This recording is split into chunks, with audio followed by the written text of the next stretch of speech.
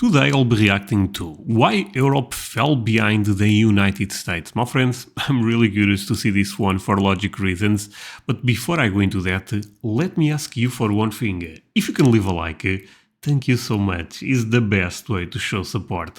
If you can subscribe, well, in that case, forget about it, you make my day. Have that in consideration now. Link for the original video in my description, and one thing to do, let's play it. Europe is in decline. Europe is in crisis. Europe is falling behind the United States and China. You've heard those sentences 1,000 times, whether it be on the news or on YouTube channels. They say that Europe is becoming economically irrelevant, and this graph of GDP per capita compared to the US seems to confirm it.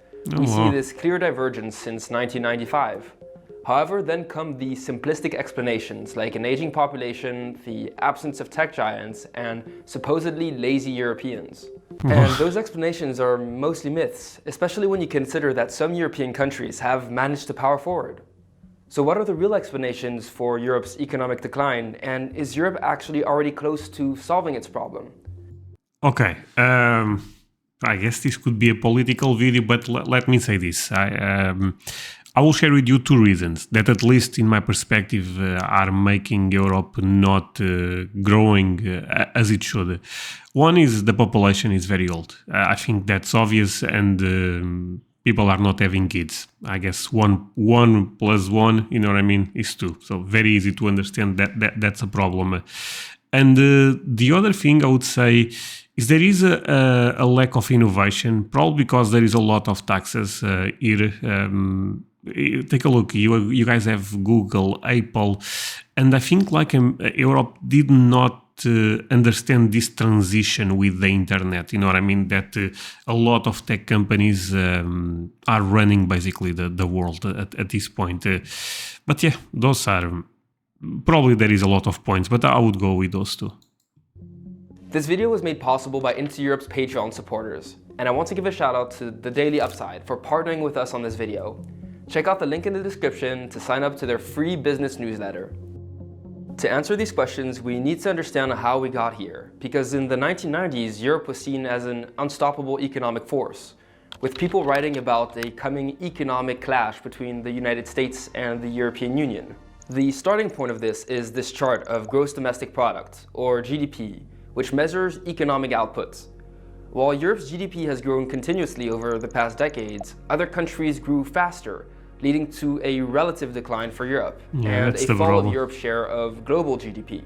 But just looking at this one number won't tell us the full story. GDP measures the total income earned in an economy. Looking at it like this, total income can be measured as the number of people that worked, how many hours they worked, and how productive they have been. By breaking it down, we can understand why the EU has historically had a lower GDP than the United States. The reason for that they work less hours.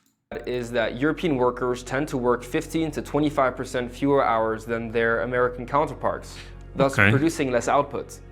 It also allows us to understand why the US over the past century has grown faster than Europe. With more population growth from immigration and a higher birth rate, the United States had more additional workers to grow its economy. Yet, at the same time, Europe compensated for this by being a productivity champion, since that in 1995, if Europeans worked the same amount of hours as Americans, several Western and Northern European countries would actually have had GDPs per capita that are higher than that of... Okay, where is Portugal? Okay. Right there. Let's pretend we did not saw that. Of the US. This choice to work fewer hours is a conscious one by Europeans and their governments, which allows for better quality of life at the expense of GDP. But let's not stray too far from the topic of this video. So back to the GDP difference between Europe and the United States. While hours worked and numbers of workers explain most of Europe's relatively smaller GDP compared to the United States, up until the 1990s, it's not what has both economists and politicians most worried. Instead, their concern is on Europe's lost productivity edge on the United States. To find out what happened in Europe, I went to Brussels to interview one of Europe's most prominent economists, Maria João Rodrigues, a former minister for Portugal and MEP. Okay, I actually know her. I believe she's from the part, I believe I could be wrong, to be honest, but I believe she ended up representing the party of socialism. A lot of you guys probably already hate her. But surprises me that she's the one trying to solve this type of problem when they tax people like crazy. For the past 25 years, she's worked on European I'm not trying to go into politics, but it's a fact. competitiveness, and she actually wrote the EU's first strategy to deal with its greatest economic challenge. Back in the 1990s, as the EU started to notice some of the changes in the global economy, Europe was faced with two potential paths. We could either go to reducing wages or to go another way, which would be to invest in creativity, innovation, education, to improve competitiveness. And that transformation in understanding was driven by one thing. It was fundamentally the digital revolution, I must say. In This I agree totally. I mean, in the 90s, there was a crazy transition. Let's be real, and America was basically the place where that transition took off. So there was a big advantage because of that. But there is no excuse, you know. In anticipation for this Europeans. transition, the EU set out the Lisbon Strategy in 2000, which aimed to transform Europe into a knowledge economy. It aims to raise R&D spending to 3% of GDP, invest massively in digital infrastructure, and train a highly skilled workforce. The success of the countries that fully adopted it pointed to being the right strategy. But it and its successor program, Europe 2020, failed to be implemented by several European countries. When we start launching the strategy, we had already a problem of lack of means, financial means, and the capacity really to implement. A lot of Europe's economic trouble can be explained by its incomplete transition to a knowledge-based economy since 1995. In fact, according to this study by the University of Groningen, the US's impressive increases in productivity between 1995 and 2005 can largely be explained by the development of intellectual property and IT. In other words, the knowledge economy. The thing is, Europe started in a relatively bad position to adapt to this transition, and after going through a bunch of papers, studies, and reports, I compiled the four main reasons. The first is simply that Europe was late to the digital transition, which started in Silicon Valley in California. This meant that the US simply had a head start, connecting schools, and could then build on that to innovate more, with many business leaders already being digital natives in the 1990s. The second reason that affected Europe's transition was the nature of its labor markets. Both high youth unemployment over the past 2 decades and the older population means that new ideas took longer to spread to Europe and its companies than it did in the United States. This was compounded by the fact that Europe has less economic competition than in the United States, in part as a result of economic fragmentation. This additional competition in the United States means that American firms are generally better managed than their European counterparts, as a result of survival of the fittest dynamics. These are forced to deploy new technologies better and faster than European firms, leading to more efficient use of resources and a higher productivity. This was further worsened by the continued fragmentation of the European market, particularly for services. In Europe, cross-border trade in services is about half the level of European trade in goods, as a result of both cross-border regulation and language barriers. Okay, great point so far. And another revolution that I think is happening right now is with AI. You know what I mean? Sorry, is with AI, and I feel like America is already so ahead. So Europe will fall even more behind. This offers a competitive advantage to the homogeneous US, which could quickly build tech champions at home that would then dominate the globe. This fragmentation and diminished competition means that European companies are much smaller than their American counterparts. And I'm not talking about GAFA-like tech behemoths. Small European firms make 60% of total employment versus 20% in the United States. These firms are usually less productive and less able to invest in new technologies like digitalization. And finally, perhaps one of the most important reasons for the past decade is the aftermath of both the 2008 financial crisis and the 2015 Eurozone crisis. During this period, we really missed the means. That's where Europe really started lagging behind clearly. Governments slashed R&D and education budgets and decreased overall investment as part of panic-driven austerity. This sunk innovation in tech created a bad investment climate for European companies. In fact, it took 11 years for investment in Europe to recover to pre-financial crisis levels. Holy, okay, that's crazy, my friends. But I'm not sure if I agree with this or not. I mean, I agree with a lot of things, but I really believe that you know, if let's say this, if you are a worker, maybe in Europe you have more rights, I would say. But if you are a businessman, that here is really difficult, and America grows because of that, because they are quite more open to innovate, to people that try to make it. You know what I mean? And I don't feel it's the same here.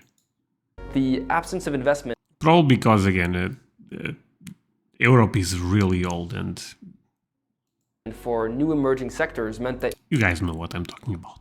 Europe continued to focus on more historical economic sectors, which had less room for revolutionary change or growth. So to summarize, Europe is a continent with a fragmented economy and an aging workforce that lagged behind on digitalization and innovation due to austerity for the past 2 decades. It's actually possible to distinguish between 4 different categories of countries in Europe. And because I know you're dying to see how your country is done, here's a beautiful chart looking into the labor productivity and productivity growth over the past 20 years. First are the countries that are doing well, with Denmark, Sweden, Switzerland, and Ireland, which are close to being on par with the United States when it comes to productivity growth.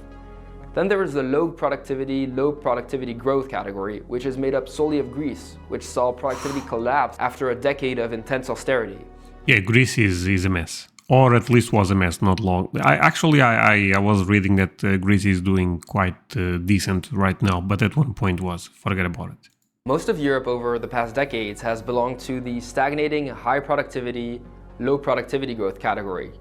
This includes countries like France, Spain, or Italy, but also countries which at first sight are performing well, like the Netherlands or Finland, and to a lesser extent Germany. Then there are the countries with low productivity and high growth, like Poland or the Czech Republic, and other post-communist countries that have been catching up economically with the rest of Europe since they joined the European Union. Okay. So now we know why Europe underperformed, and that this underperformance affected Europe much more broadly than we could have thought. So where does that leave Europe, and can it catch up with the United States? Well, while most European countries fall under high productivity, low growth, dividing Europe geographically makes more sense if we're to look at the future of Europe.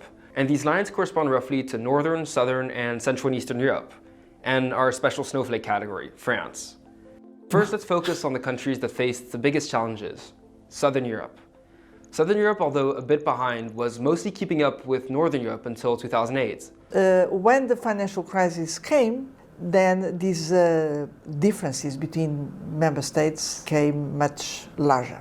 As a result of bad demographics with some of the lowest birth rates in Europe, an exodus amongst young people, and massive debts as a result of the financial crisis, these countries, particularly Italy and Greece, will struggle to invest and improve their productivity in the future.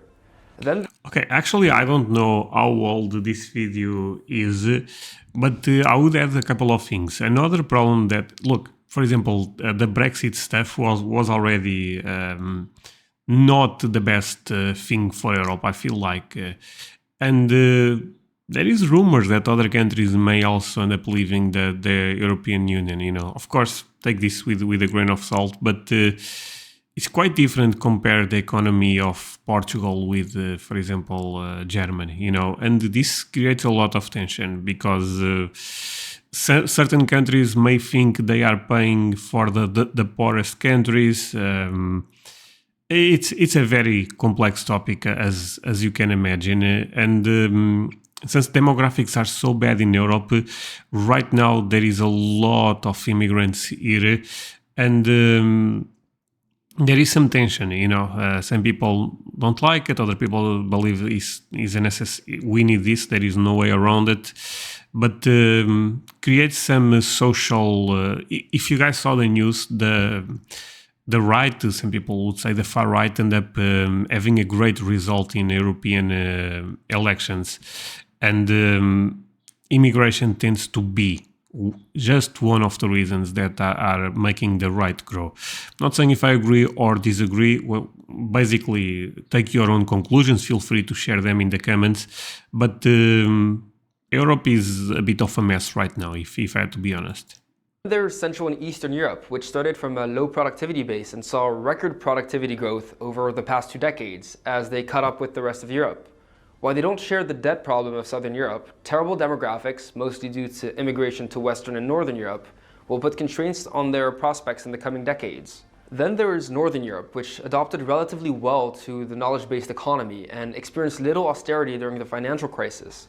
They were able to keep investing in education, tech, and digitalization. And these countries were also able to compensate somewhat for their bad demographics thanks to immigration from the rest of Europe, but also other parts of the world. And due to steady growth in the 2000s and 2010s, they have only limited debt, meaning they can invest more into the future. As a result, they're relatively well positioned. And the last category is made up solely of France. As a Frenchman, I'm hesitant to stroke the egos of the French further by giving them their own category, but they fit somewhere in between the poor performance of Southern Europe and the relatively good performance of Northern European countries.